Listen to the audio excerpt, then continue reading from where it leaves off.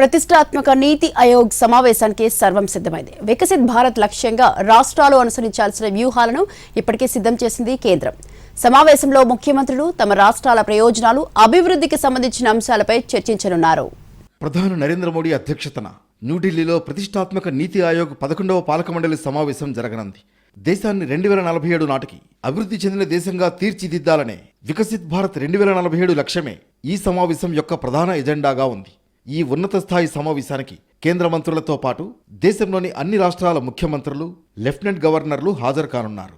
ఇవాళ జరిగే నీతి ఆయోగ్ సమావేశానికి ఏపీ సీఎం చంద్రబాబు హాజరు కానున్నారు. అమరావతి రాజధాని నిర్మాణం, పోలవరం నిధులు, కేంద్ర సాయంపై ప్రస్తావన తెచ్చే అవకాశం ఉంది. మరోవైపు తెలంగాణకు రావాల్సిన పెండింగ్ నిధులు, అభివృద్ధి సంక్షేమ పథకాలకు సంబంధించిన కీలక అంశాలను సీఎం రేవంత్ కేంద్రం దృష్టికి తేనున్నారు. తమిళనాడు ముఖ్యమంత్రి విజయ్ కూడా ఈ సమావేశంలో పాల్గొని తమ రాష్ట్ర ప్రయోజనాలు, అభివృద్ధికి సంబంధించిన అంశాలను ప్రస్తావించనున్నారు. 2047 నాటికి భారత్ను ఆర్థికంగా, పారిశ్రామికంగా ప్రపంచంలోనే అగ్రస్థానంలో నిలిపేందుకు తీసుకోవాల్సిన చర్యలపై సమావేశంలో కూలంకషంగా చర్చించనున్నారు.